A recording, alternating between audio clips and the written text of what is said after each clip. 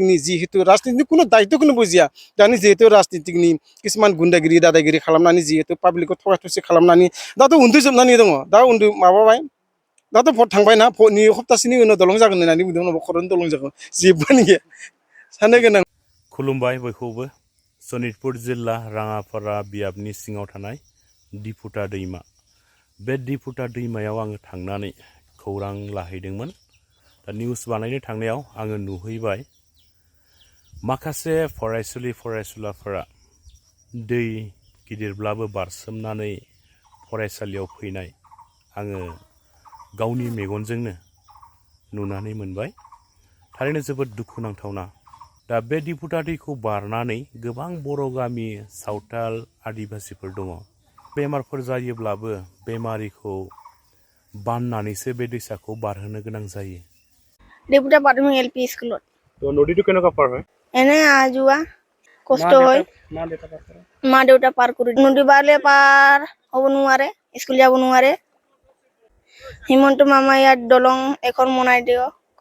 কোনটো স্কুলত পঢ়ি বুলি কৈছিলে? ডিপুটা প্রাথমিক এলপি স্কুলত। কিমান ক্লাছ? 5 বল মাৰাংকুৰি কোনটো স্কুলত পঢ়ে মইনা? ডিপুটা দিপুটা। তো পানী ডাঙৰ হ'লে কেনেকুৱা পাৰ হয়? পাৰ কৰাই দে। তুমি আপনি কি হয় তাৰ? মোৰ তাৰ মামা। কিন্তু ডাঙৰ হ'লে কেনেকুৱা পাৰ হয়? এনেকাই পাৰ কৰাই দিব লাগে পোৱালিবিলাক। এখানে কোনটো স্কুলত পঢ়ে? ডিপুটা প্ৰাথমিক না? তো কেতিয়াবা যদি বেছিকৈ নদী বাঢ়িলে কি কৰিব? কেতিয়া পাৰ হ'ব নোৱাৰিলে নাযায় আৰু পোৱালিবিলাক। কি ক'ব চৰকাৰ? চৰকাৰে আমিতো ভাবি আছো হিমন্ত বাবুকে দলংটো দিলে ফটাফট ভালে হ'লে হতো। এইটো ভাবি আছো আমি। বহুত কষ্ট হয় ন? বহুত কষ্ট হয়। আমাক সোনকালে দলং বনাই দিব লাগে। जों फैनानै नुफैबाय नोंथांमोननि बे जायगायाव दै दङ दिपुटा हान्था मेलानि थाखाय थांलाय फैलायनि थाखाय बहुत उसुबिदा जानाय बायदि जों नुफैदों। दा बेसेबां गोबावनिफ्राय बेबायदि सुबिदा दं आरो दाथ' आरो माबोथ' जोंथ' उन्दैनिफ्रायनो बेयावनो देरबाय बेसेबांबा बैसोबो जालांबाय खिन्थु जों हान्था मेला जिहेतु जोंनि थांलाय फैलाय लामा आरोना बहुत असुबिदा माने ओंखायनो जों बेयाव जिहेतु सनितपुर डिस्ट्रिक्टनि जिहेतु एमपि एमएलए जिहेतु दानि जिहेतु बिजेपि सरकार जों बहुत अनुरद खालामबाय थायो आरोना बार अनुरद खालामबाय थायो। जिहेतु जोंनिया सिगां माबा दंमोन पद्म हाजरिका बिथाङा दंमोन जोंनिया दाथ' बिसोर बि माने जोंखौ बहुत अयनाय खालामना गालांबाय। दाथ' आरो नै दा अशोक सिंगाल डांगरियानिबो खावसे गोलैबाय आरो जिहेतु कृष्ण कुमार तान्तिनि बिसोरनोबो दा खावसे गोलैबाय। खिन्थु जोंहा मोनसे दुखु नांथावना आरोना बिसोरबोथ' दायित्वखौनो बुजियाखै। बहुत साननो गोनां लाजिनांथाव खोथा आरोना ओंखायनो जों बुङो दानि जिहेतु बिजेपि सरकारनि जिहेतु एमपि एमएलएफोरा ना बिसोर दायित्व होननायखौ बुजिनांगौ माने दायित्व जुदि बुजिया कर्मखौ जुदि मोजां मावा होनब्लाथ' बिसोरखौथ' बिफा बिमाया समाजनि मोजांनि थाखायसो बिसोरखौ जन्म होदोंमोन शिक्षा होबाय गियान होबाय समाजनि मोजांनि कारणे बिसोरखौ पाब्लिकआ सापर्ट खालामबाय एमपि एमएलए खालामबाय जिहेतु नागरिकनि जिहेतु दरमाहा टेक्सनि जिहेतु फैसा जिहेतु सरकारनि फैसा बिसोर दरमाहा लानानै दङ नङा जानो बिसोरनाव दायित्वखौ होदों खिन्थु दायित्वखौ लानानै जुदि बिसोर जुदि दरमाहा जानानै जुदि बिसोर जुदि दायित्वखौनो बुजिया खिन्थु बेफोरबायदि दायित्व बुजियैखौ सापर्ट खालामबाय थानाया जोंनि बहुत दुखुनांथाव खोथा आरोना रायजोफोरा। ओंखायनो आं बुङो आरोना जिहेतु दानि जिहेतु अशोक सिंगाल डांगरिया बिथाङा आरो जिहेतु जोंनि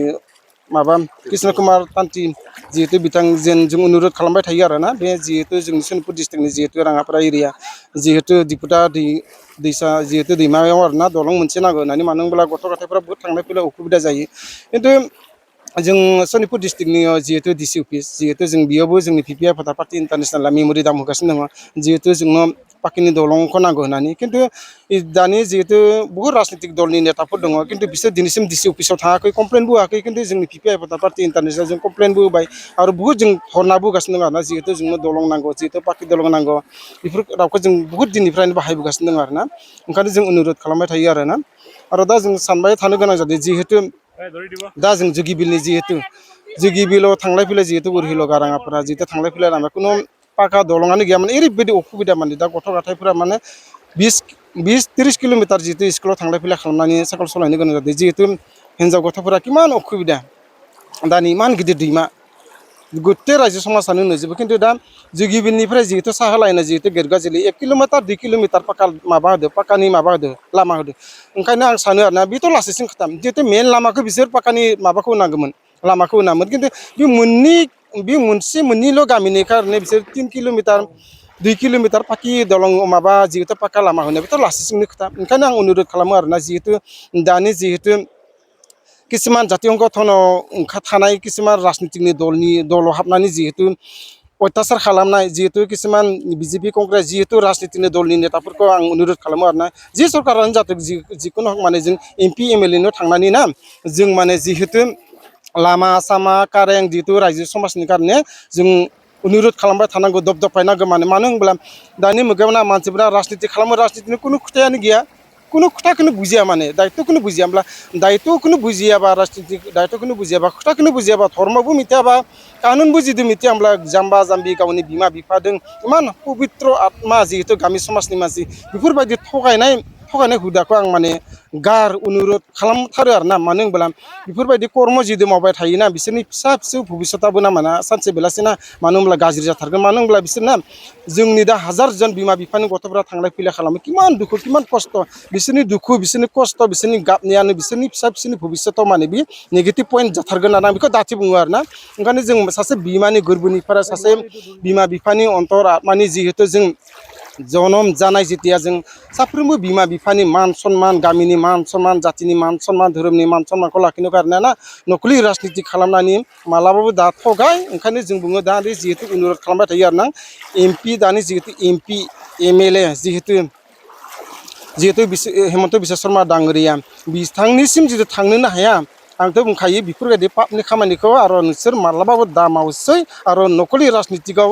राजनीतिनि खोथाखौनो जुदि मिथियाना आंब्रा पुरा हाथाव जानानै गय खान्थाल थाइजौ माइ गायनानै जा होननानै आं अनुरोध खालामो आरोना दाउ अमा ब्रयलार फिसिनानै जा होमबाबो बेफोरबायदि रायजो समाजखौ थगाय बेफोरबायदि अनुरोध खालामो आरो आं थगाय मालाबाबो राजनीति दा खालामसै होननानै मानो होनब्ला ना जों किसुमान राजनीति खालामनायखौ नुबाय किसुमाना भटनि समाव साधारन बिमा बिफाखौ माने बुहुत अनेकथा लाजि खालामनानै अनेकथा बुंनानै माने भटखौ सेना लाङो एसे ललिपपनि थाखाय ब्रयलार बेदर दरनैसोनि कारणे सोर मोननैसोनि कारणे जातिखौ लानानै धर्मखौ लानानै माबा हाखौ लानानै अनेकथा होगोन होननानै खिन्थु दा बरबाद माने एखेबारे मिसा जिर' ओंखायनो आं अनुरोध खालामो आरोना दानि जिहेतु बिजेपिनि सरकारनि जिहेतु नेताफोरखौ ना बार बुंबाथाय आं एमपि एमएलएनियाव थां मोजांनो सावराय आरो जिहेतु गावनि गाज्रि कर्म मावनायफोरा जेन पापनिफ्राय जेन उद्धार जायो ओंखायनो जेन बिसोरनि खाथियाव थांनानै जोंनि जिहेतु पाब्लिकनि समाजनि जों मोजां खामानि मावनो हायाखै जिहेतु 2000-3000 गथ'फोरा 30 किल'मिटार 20 किल'मिटार थांलाय फैलाय हाब्रु लामायाव साइकेल सालायनो गोनां जादों इमान गिदिर गावनि जिबनखौ दान होनानै दैमा बारनानै शिक्षा लानो गोनां जादों बेफोरबायदि बिमा बिफानि फिसानि जिहेतु अन्तर आत्मानि खायलाना जोंनियाव नांसिगोन ओंखायनो जों बेफोरबायदि राजनीति खालामनो हाया सार ओंखायनो जोंनो दलं नांगौ पाखि लामा नांगौ जोंनिबो सन्मान थायो जेन आरो सार नोंसोरनि जिहेतु एमपि एमएलए जेन अशोक सिंघाल दाङ'रिया बिथां आरो जिहेतु कृष्ण कुमार तान्ति बिथां नोंसोरनिबो जे सन्मान थायो आरो जेन सरकारनिबो जे सन्मान थायो बेबायदि खालामनो हानांगौ आरोना आं बेखौनो थांनानै अनुरोध खालामनो बुंबाय थायो आरोना दानि जिहेतु जितु जों फैनानै नुफैदों दैयाथ' बहुत गिदिरानो नङा होमबा मानसिफ्रा बेराम जायोब्ला दै देरोब्ला माबायदि बेबस्था खालामनाय दाथ' आरो माबायदि थैलांगोन माथो खालाम दाथ' जिहेतु डिलिभारि पेसेन्टआ मानसिखौ नेनानै थायो नामा समखौ नेना थायो नामा होमब्ला समा रावखौबो नेनानै थाया नङा जानो सम टाइम खिन्थु बारनाया माथो बाननानै बारहोनांगोन बाननानै बारहोयाब्ला बेनोथ' थैनांगोन ओंखायनोथ' बुङो आं बेफोरबायदि पापनि कर्मखौ सोर लादों दानि किसुमान राजनीतिकनि जिहेतु राजनीतिनि खुनु दायित्वखौनो बुजिया दानि जिहेतु राजनीतिकनि किसुमान गुन्दागिरि दादागिरि खालामनानै जिहेतु पाब्लिकखौ थगाय थसि खालामनानै दाथ' उन्दुजोबनानै दङ दा माबाबाय दाथ' भट थांबायना भटनि सप्तासेनि उनाव दलं जागोन होननानै बुंदों उनाव खर'नि दलं जागोन जेबोआनो गैया साननो गोनां माने